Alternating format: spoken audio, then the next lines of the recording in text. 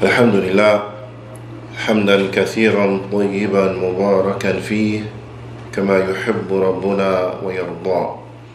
أشهد أن لا إله إلا الله وحده لا شريك له وأشهد أن محمدا عبده ورسوله الناصح الأمين. اللهم صل على نبينا محمد وعلى آله وصحبه أجمعين ومن تمسك بسنته إلى يوم الدين. ثم أما بعد. الحمد لله على نعمة الإسلام والسنة.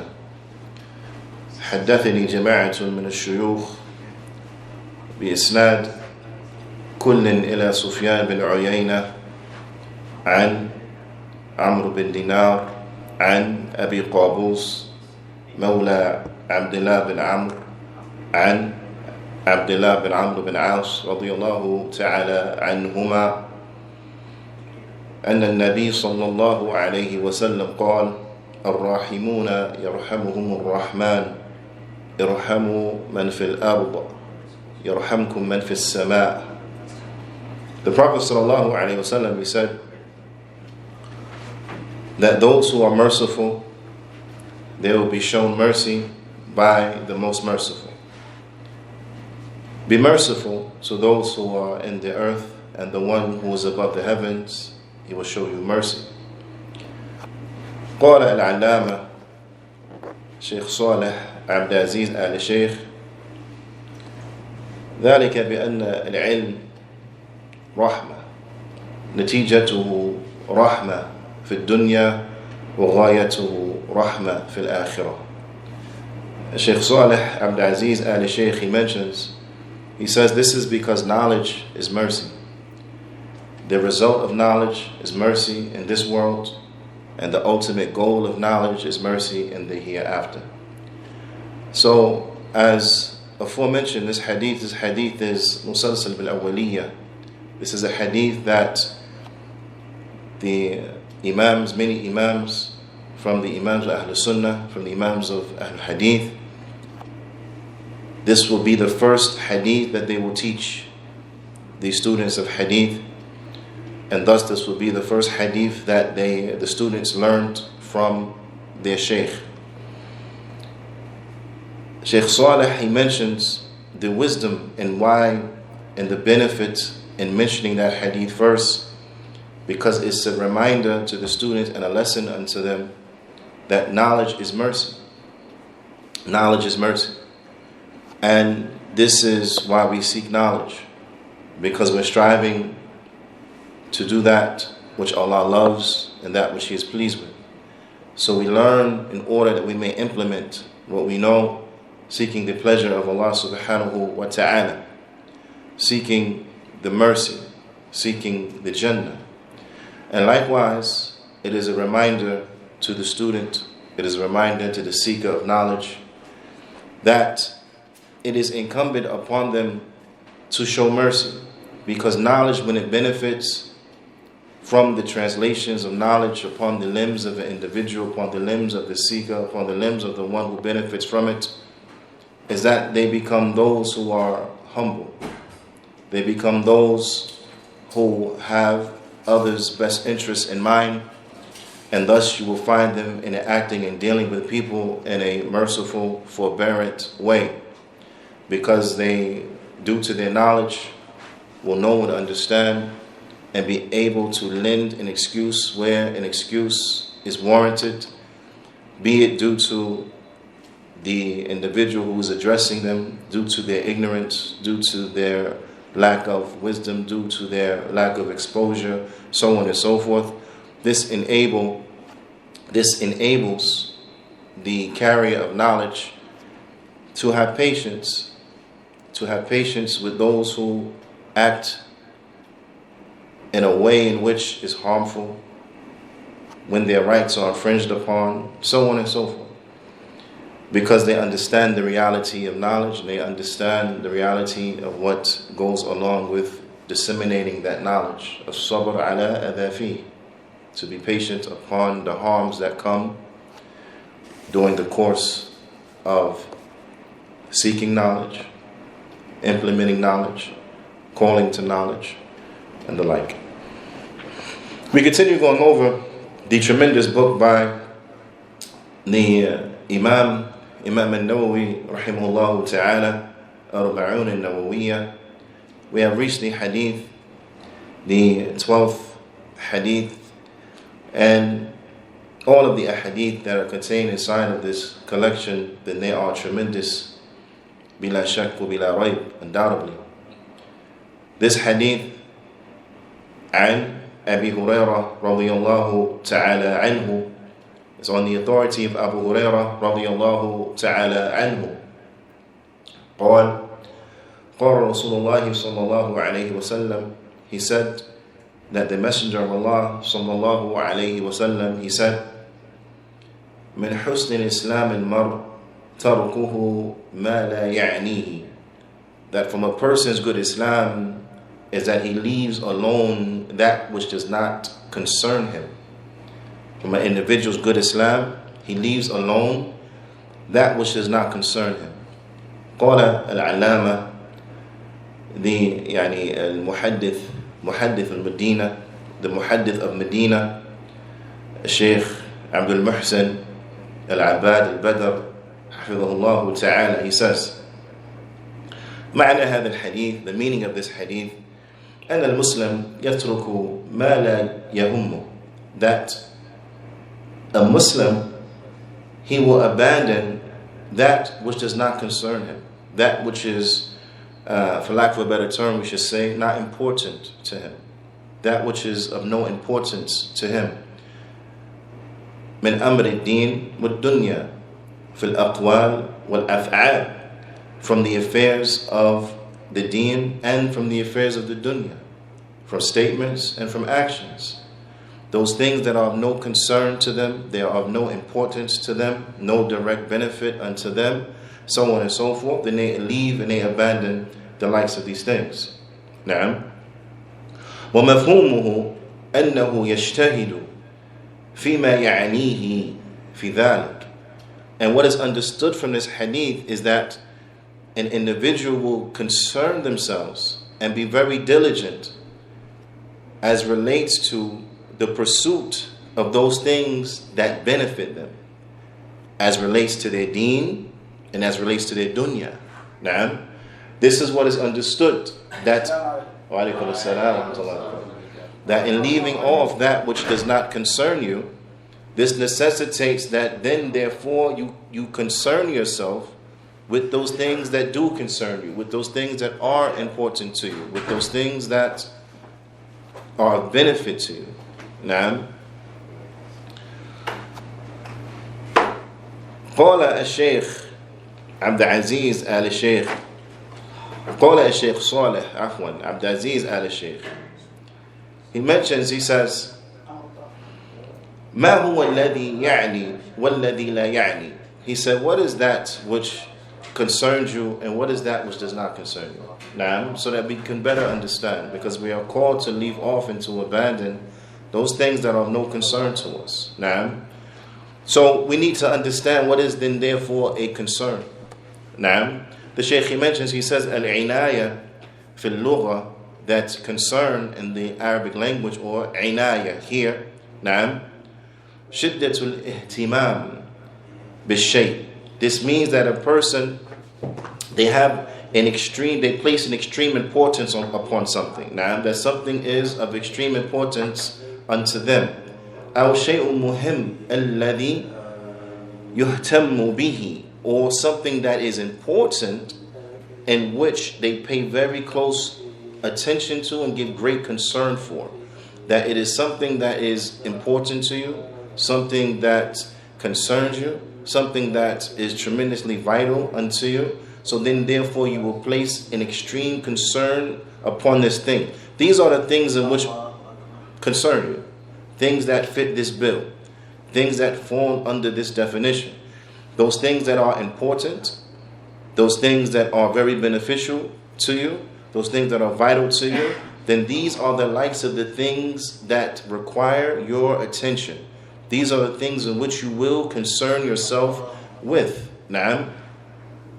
والذي لا يعني وليس لي به عناية هو الشيء الذي لا ينفع, and that in which does not concern you, that in which I have no concern for, now meaning that in which we should have no concern for, then verily it is those things in which do not benefit us. Those things that lend to us and yield to us no benefit, then these are the things in which we have no concern for them. Right? Why? Because they have no benefit to us. So then therefore it makes no sense for us to place attention on them when they are of no benefit to us to begin with, and the like. This is of extreme importance that we are able to identify those things in which are beneficial for us, those things in which are an extreme benefit for us, so that we are able to place our concern where it belongs. Because unfortunately, there are many individuals who will lend concern to things in which do not concern them, do not benefit them, or of none of their business to begin with. Now, these things could relate to the dunya, and I think we all understand in terms of the worldly affairs, when things are of none of our business, they don't concern us, we understand that, and that makes a little more sense. But there are also aspects and affairs of the religion, that are religious matters, of which don't concern people, but yet they yield to them and they lend to them much concern, or they give to them much concern, but they are in reality no concern of theirs. No concern of theirs. And the examples of this are many. For an example, a light example, from those who try to delve into sciences that are beyond them. They have not reached that level. They're on a beginner level and they want to delve into issues that are beyond their scope. Now, this is of no benefit to them. But those issues of ikhtilafat, often, most of the times, if there is an ikhtilaf between Sheikh Fulani or Sheikh Alani and so on and so forth, their ikhtilaf, they're differing on an issue, right? This is of no concern for us. But rather this is what? Between the scholars. It is not for us to get involved because it's not our place. It's not for us to get involved because it's not our place. It's like those situations where an individual would give you their opinion, give you their 2 cents, and your natural response is, no one asked you anyway. No one asked you your opinion, so thus you offer it. When it comes to the likes of these things, no one asks us our opinion as relates to, well, what do we feel about this one? What do we feel about that one? So on and so forth. Now, of course, I'm not speaking about those affairs where there is a clear mistake, a clear deviance, so on and so forth. We're not speaking about the likes of these affairs. We're speaking about those particular issues, like issues of ijtihad and so on and so forth, where there is a legitimate opinion for this and a legitimate opinion for that. For us to overindulge ourselves in the likes of these things, which often are of affairs that are over our head, while at the same time, those things that are crucial to us, we are neglectful of and we don't know about, is of no concern.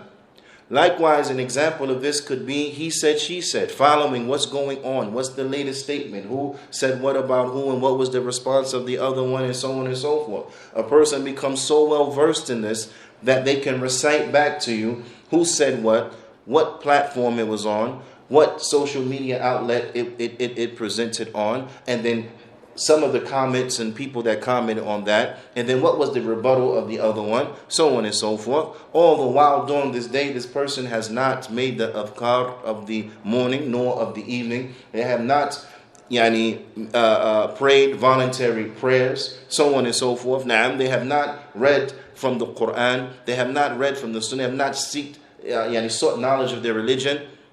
From the day you can say, well, can you recall to me a similar amount of what you have benefited from your studies, what you have benefited from learning about the religion? They cannot. But they can tell you the latest, he said, she said, tabloid, what have you, so on and so forth. These affairs do not concern us, and we have to know and we have to be able to identify these things so that we close the door on them and we open the door for benefit. We open the door for benefit. Now, and there are many examples that individual they can use. But I'll give you one more example. Now, I'll give you one more example so that we could reflect and we could know our place. And a lot of this, when an individual is not concerning themselves with that which concerns them, and when they step outside of their level, is because they don't know their place. I'll give you another example. The example of those who are hypercritical of the Muslim rulers. Hypercritical of the Muslim rulers. Well, why are they doing this with that country? Why are they making this move here? Why are they doing that there? So on and so forth. The simple statement that Bidnillahi ta'ala will be food for thought will be, what business is it of yours anyway? Is Allah going to ask you about why ruler so-and-so did such and such? Is Allah going to ask you, why did ruler so-and-so do such and such? So why are you concerned? That's their affair. If anything, the one who has an aql, like Imam Muqbil rahmatullah alayh, he says that our rulers are in such a bind that I feel sorry for them. Because you don't want to be in their position. You don't want to be judged like the way the rulers are going to be judged on the day of judgment. You don't want to hold that responsibility. So while you're here in the dunya and this responsibility has not been placed upon your shoulders, this responsibility, this authority has not been placed upon you, the responsibility not placed upon you, so on and so forth, why are you trying to enter into it? It's none of your business. And then when you realize the fact that you're speaking about affairs in which you know very little about, how much more so does it make no sense for you to indulge and to throw your 2 cents on what you think should happen? You don't even know the whole story.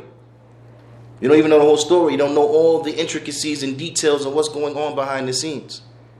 What reaches the media is not what is known to those who are involved in it. Just like whatever information may reach the public that goes on in your house, that's not the whole story now, is it? You know the intricacies of what goes on in your house. And now, since we are upon your house, let us reflect upon this. As Imam al-Bani rahmatullah alayhi he used to mention, تَقُومُ دَوْلَةِ الْإِسْلَامِ فِي قُلُوبِكُمْ قَبْلَ أَن تَكُونَ فِي أَرْضِكُمْ. Establish the Islamic state in your heart, meaning establish the tawheed, the sunnah, what is right, the sharia. Establish it in your heart before you try to establish it upon the earth. And how many individuals they will criticize the rulers not ruling by the book of Allah. Ya subhanallah. But that individual is not ruling his house by the book of Allah. You blame the ruler for not ruling the whole country by what you feel he should rule the whole country by, when you're not ruling your house with what you know you should be ruling your own house by. And you have the audacity to talk about him, and you can't control the 4, 5, 6 people under you, and then you talking about why he can't control the millions of people under him. Your priorities are misplaced, right?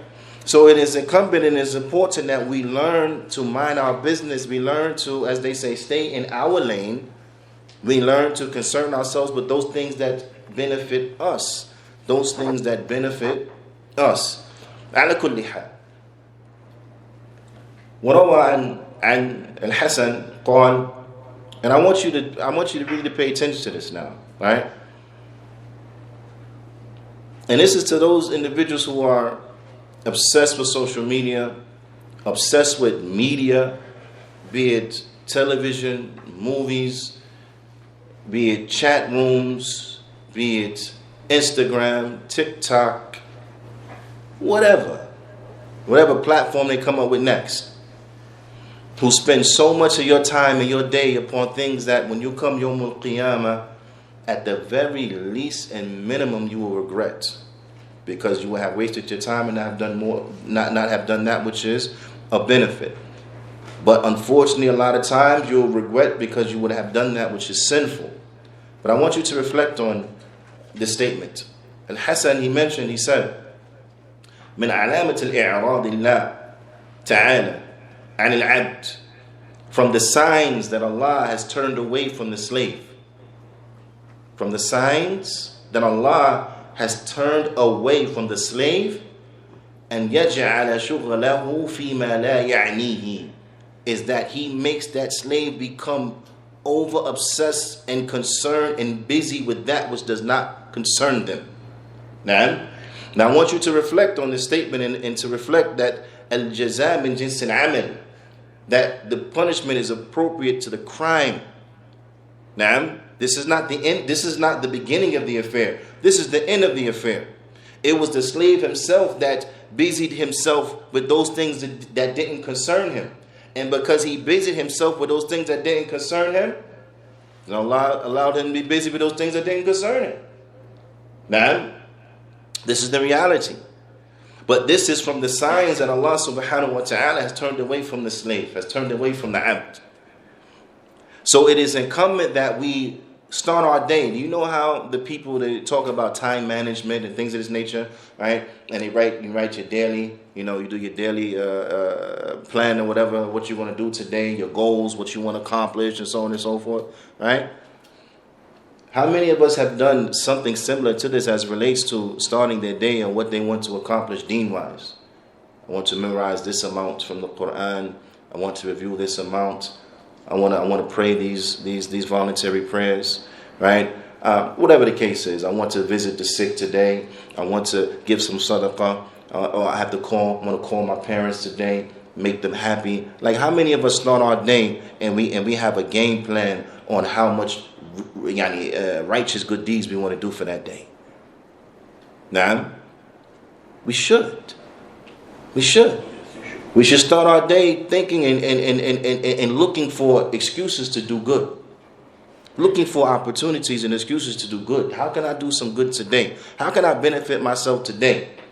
So that when I go to bed today, I have accumulated a lot in my scale of good deeds. This is of extreme importance.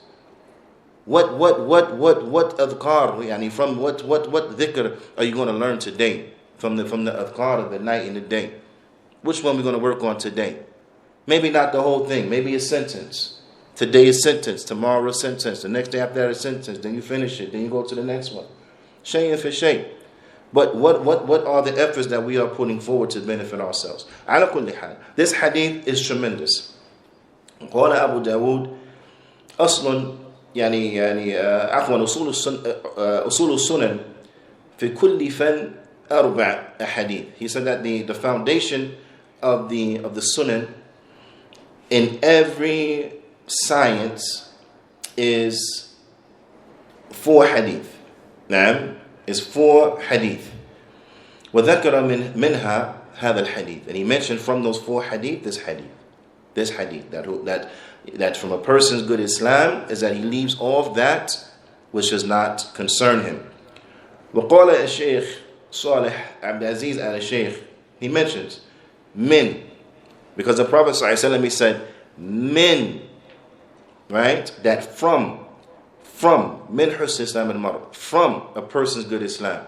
So what is min? What is that from? What does min mean here? So that we can understand.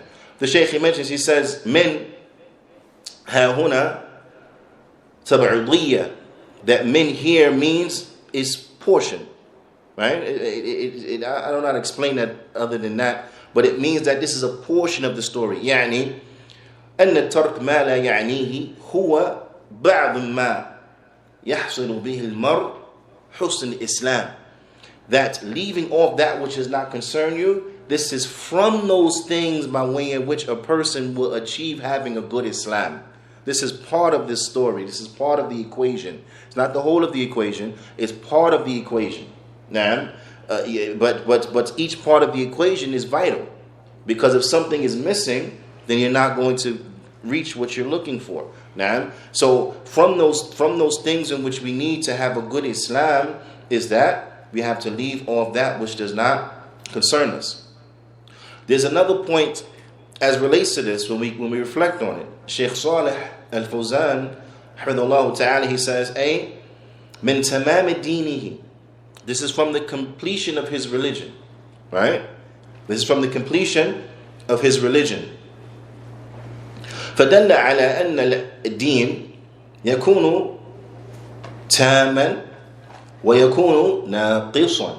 He says, so this points us to the fact that the deen, it could either be complete or deficient. That a person's religiousness can be complete or it can be deficient. Which tells us that what? That there is tafawut, that there is a difference of level.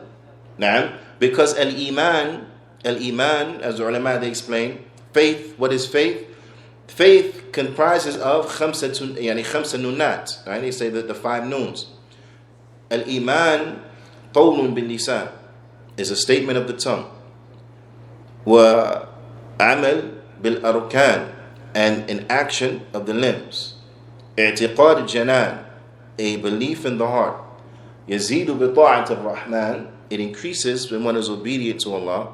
وينقص بطاعة الشيطان, and it goes down when one is obedient to shaitan. أو بالعصيان, or it goes down when one is sinful. Now, so a person's iman, a person's faith, right, it will be affected by what they do. So Sheikh Fawzani said that a person will either have their deen, their faith, they will either be complete or deficient. نعم.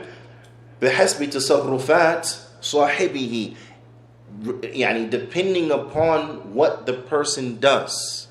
Depending upon what the person does. So that your actions will directly correlate into either your iman rising or it going down, with your deen being complete or being deficient. Now, and it is incumbent that we know that. Sheikh Abdul Muhsin, he brings a statement from Imam Ibn Rajab rahimahullah ta'ala في جامع العلوم والحكم. قال الإمام والمعنى هذا الحديث, the meaning of this hadith, أن من حسن إسلامه ترك ما لا يعنيه من قول وفعل واقتصر على ما يعنيه من الأقوال والأفعال. He said that this hadith means that when a person has excelled in their Islam, then they will leave alone those things that do not concern them, those things that are of no benefit to them, be it from statements or actions, and they will suffice themselves and restrict themselves to those things which benefit them, those things which concern them, from statements and from actions. وَمَعْنَ يَعْنِيهِ, and the meaning of concern, أَنَّهُ تَتَعَلَّقُ عِنَايَتُهُ بِهِ, meaning that his concern, because this is an area of importance, is connected to it. وَيَكُونُ مِنْ مَقْصِدِهِ وَالْمَطْلُوبِ, so thus it is from those things in which he seeks after and those things in which he aims for. وَالْعِنَايَةِ شِدَّةُ الْإِهْتِمَامِ, and having a concern, meaning that something is extremely important to you. شِدَّةُ الْإِهْتِمَامِ بِالشَّيْء, that something is of extreme importance to you. وَيُقَالُ عَنَاهُ يَعْنِيهِ. نعم, that's a benefit for those who know Arabic or are learning Arabic like myself.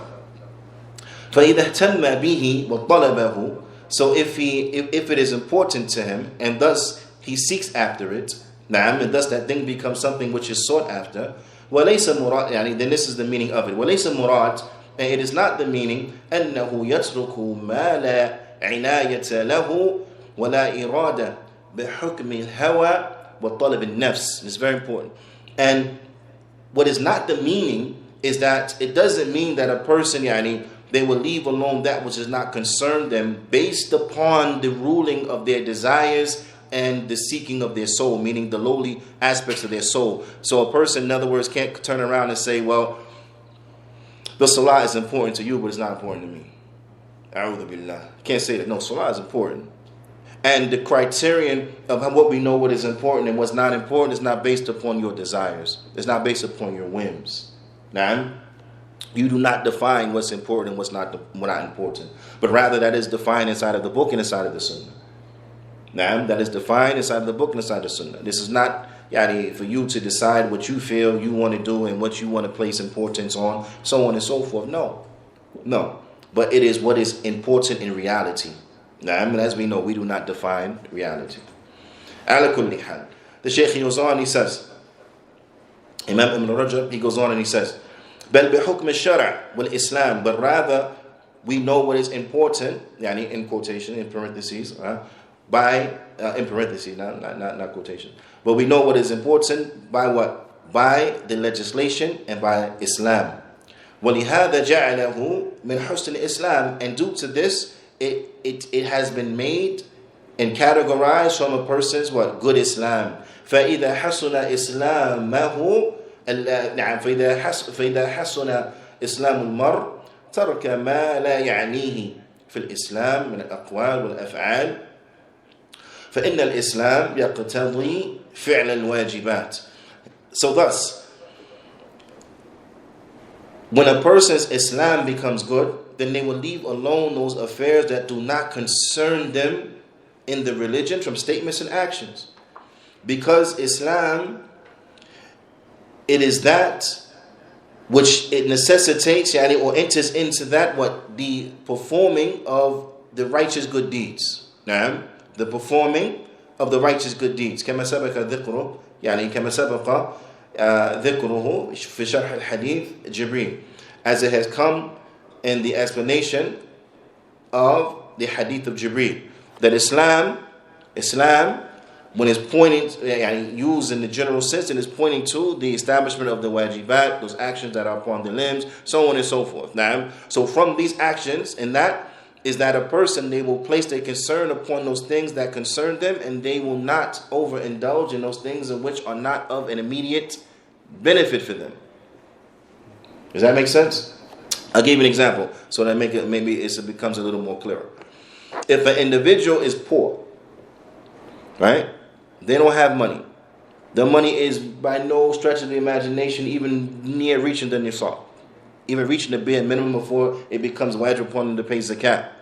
Them learning about the intricacies of zakat at that point is not an obligation that is an individual obligation. It's not fardu ayn, right? It's not fardu ayn.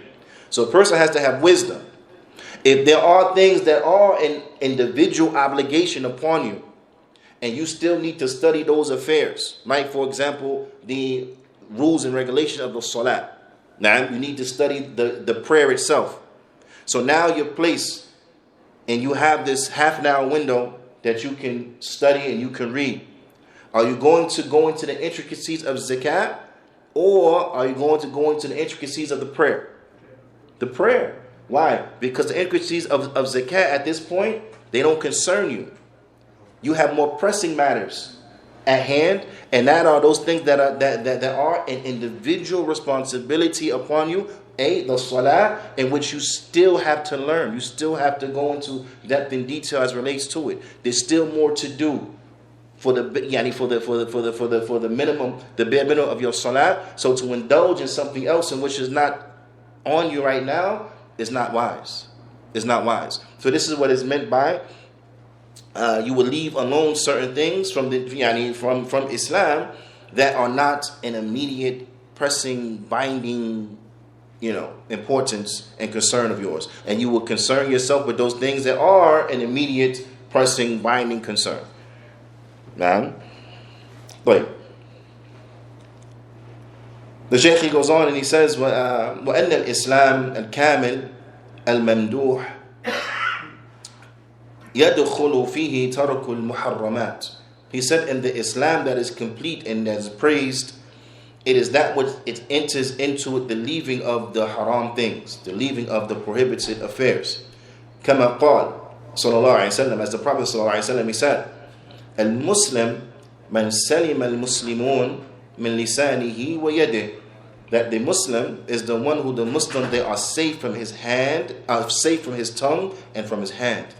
The Muslim, he is the one who the Muslims are safe from his tongue and from his hands. Naam. So abandoning harming others, which is haram, abandoning harming others with your tongue and with your hands, right? Then this will enter into leaving off that haram, will enter into one's completing their Islam. Will enter into one completing their Islam. فَإِذَا حَسُنَ الْإِسْلَامِ اقتضى ترك ما لا يعنيه كله من المحرمات والمشتبهات والمكروهات والفضول المباهات. So when a person has brought forth a good Islam, when a person has attained and they have reached the level of having a good Islam, then this will necessitate that they will leave off everything that does not concern them, from the prohibited matters, from the doubtful matters, from those matters that are disliked, and from overindulging in those things that are permitted. From overindulging in those things that are permitted. التي لا يحتاج إليها, of which he does not have a need for it, that he doesn't need them. فإن هذا كله لا يعني المسلم إذا كمل إسلامه, because all of this will have no concern for the Muslim when his Islam becomes good. For example, overindulging in those things that are permitted. For example, overindulging in the news cycle and the like. Now, I'm a person, they read the paper, they get caught up on the top stories and so on and so forth. There's nothing wrong with that. Okay? But to spend all day doing that, the whole of your day, and you're following this news story to that news story, what this outlet said, what that outlet said, and so on and so forth, this is too much. It doesn't concern you. Now, unless, as mentioned before, unless you're an investigative reporter or something like this, then it's different, you know. But for the average person, you don't need to do all that. This is a waste of your time, because you could be doing and spending your time in a better way. Imam Ibn Rajab, he goes on and he mentions, he says, so all of these things, they are of no concern of the Muslim when their Islam is complete. وَبَلَغَ إِلَى دَرَجَاتِ الْإِحْسَانِ, when they have reached the level of ihsan. And this is the reality. Those ulama, as Allah Ta'ala, He says, إِنَّمَا يَخْشَى اللَّهَ مِنْ عِبَادِهِ الْعُلَمَاءِ, that really those, the only ones who truly fear Allah from His slaves are the ulama. Those ulama, when you look at them, the examples, their worldview is different. Their outlook is different. We're all looking at the same landscape, but they see it differently. Why? Because those who have reached the level of ihsan, their outlook is different. What we look at as being trivial, they see great importance in it, and so on and so forth. Now, or things that are of great importance, we don't realize and recognize their importance due to our ignorance, so we think that they're trivial. But in reality, they are extremely important. نعم. على كل حال. وهو الإحسان أن يعبد الله تعالى كأنه يراه, is that they worship Allah as if they see them. فإن لم يكن يراه فإن الله يراه. And if they don't see Allah, because we will not see Allah in this world, but we will see Allah in the next life, then verily, Allah sees us now.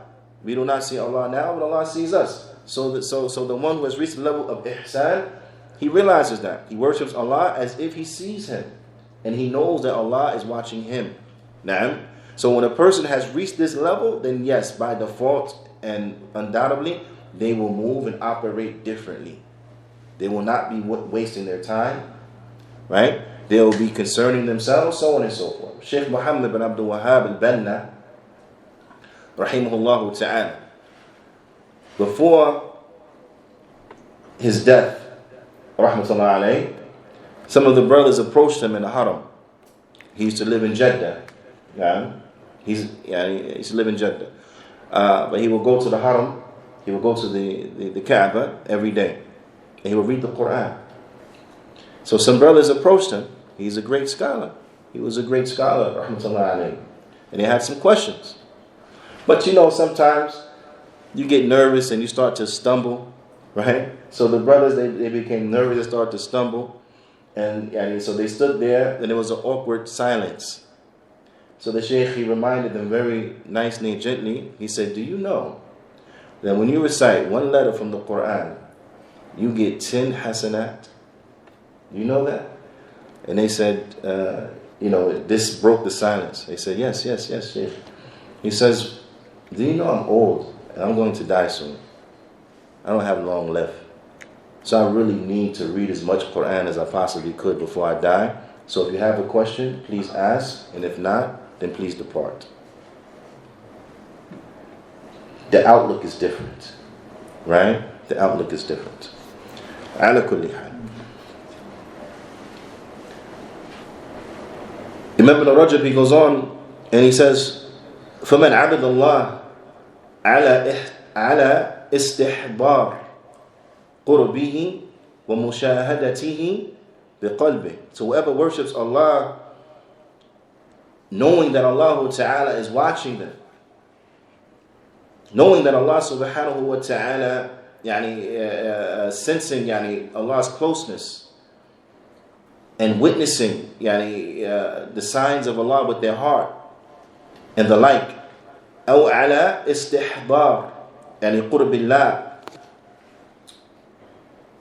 منه, or that they how would you say this? So whoever worships Allah subhanahu wa ta'ala, acknowledging and perceiving His closeness and witnessing with his heart, witnessing the signs of Allah with his hearts, or they perceive that Allah Ta'ala is close unto them, وَاطِّلَاعِهِ عَلَيْهِ, and that Allah Ta'ala is watching them.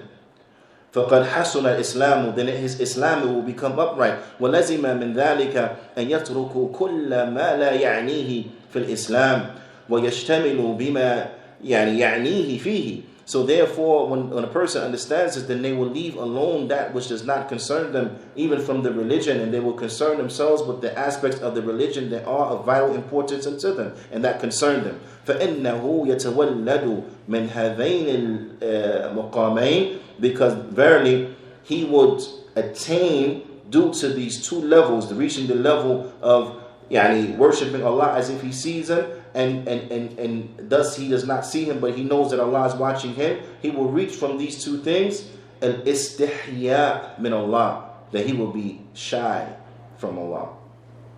He will feel shy in front of his Lord, because he knows his Lord is watching him. وَتَرْكُ كُلَّ مَا يُسْتَحْيَا مِنْهُ, and he will leave off everything. He will leave off doing something that is shameful in front of Allah. Why? Because he's shy. He wouldn't do the muharramat, those haram things. Why? Because he knows Allah is watching him. So he feels shy. How am I going to do this haram thing and I know Allah is watching? How am I going to say this haram word and Allah is listening to me? How am I going to do this haram and Allah is... A person, when they reach this level, they feel bad about even the bad thoughts and whispers of their soul. They feel bad about it. They feel bad. They have an evil thought and they feel bad.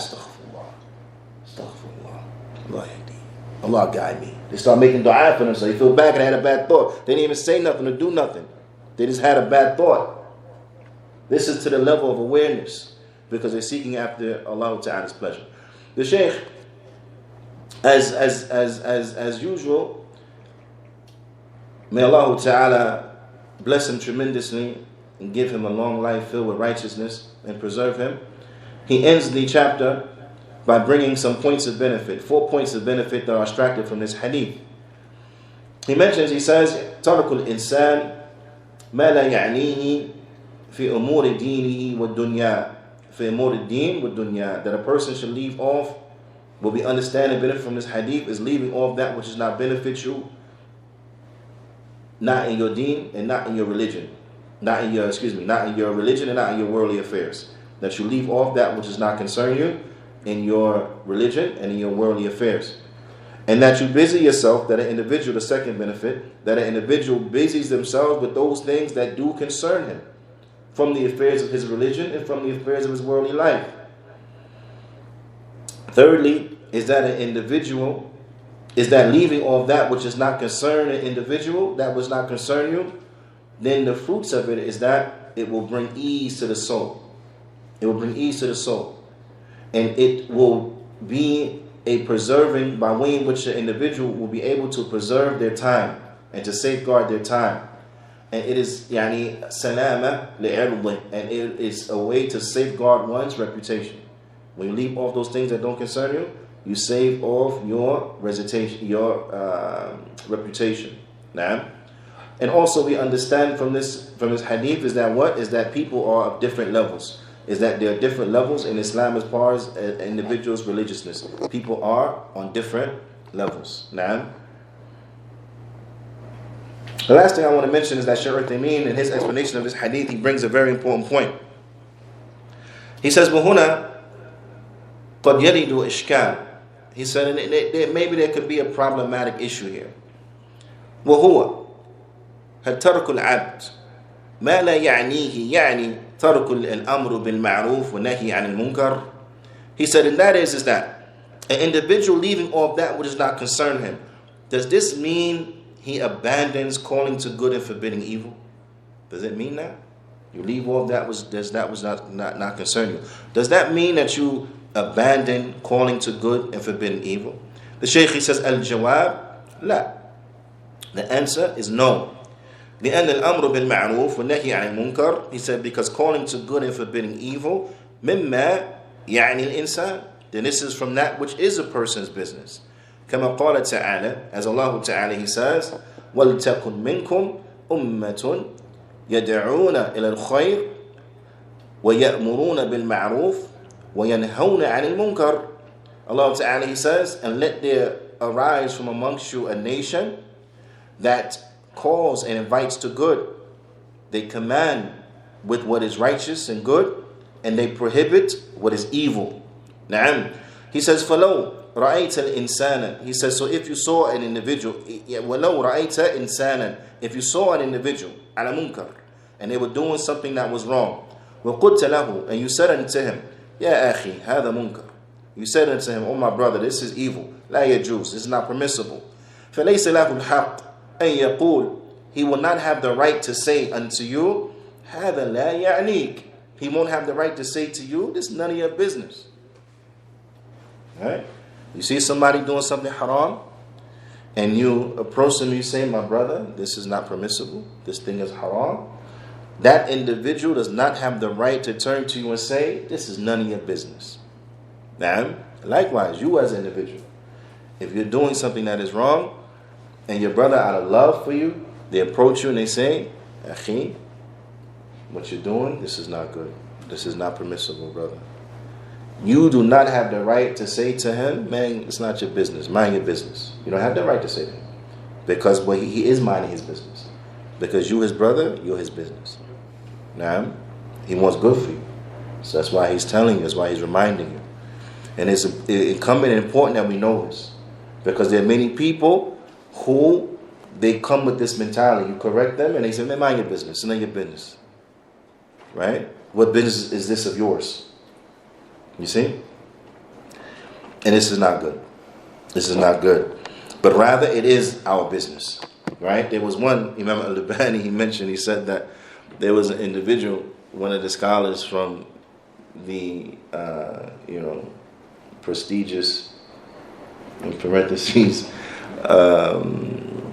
it's an educational institution in Egypt, said unto him that I'm doctor in this and I've graduated from here and so on and so forth. And because Sheikh Albani, he had a rudimentary education as far as in interdisciplinary schools, but traditional education, he was an alim, he was an imam.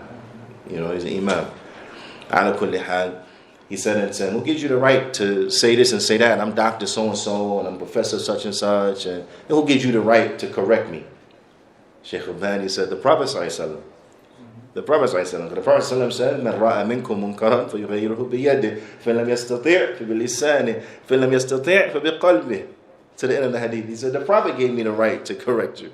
Because the Prophet ﷺ said, whoever from amongst you sees an evil, change it with his hand. If he can't, then change it with his tongue. If he can't, then hate it in his heart. To the end of the hadith. He said, that's what gave me the authority to say something. Because this is my business now. Because I see it. So I'm saying something. And of course, that great doctor, professor from that institution was silenced. He had no rebuttal for that. So the Shaykh, he says, so a person says that to you, they don't have the right to turn to you and say, man, mind your business. He said, if he says that to you, then it's not accepted from him. Why? لأن الأمر بالمعروف والنهي عن المنكر يعني الأمة الإسلامية كلها. He said, because calling to good and forbidding evil, then this is the business of the Islamic nation, all of it. Naam, that we call to good and we forbid evil. Of course, with wisdom, with good exhortation, so on and so forth, right? But nonetheless, we call to good and we forbid the evil. And then the Shaykh moves on to the next hadith. But بإذن ta'ala, we'll say that until the next class. فنكتفي بهذا القدر وصلى الله وسلم على نبينا محمد وعلى آله وصحبه أجمعين وجزاكم الله خيرا.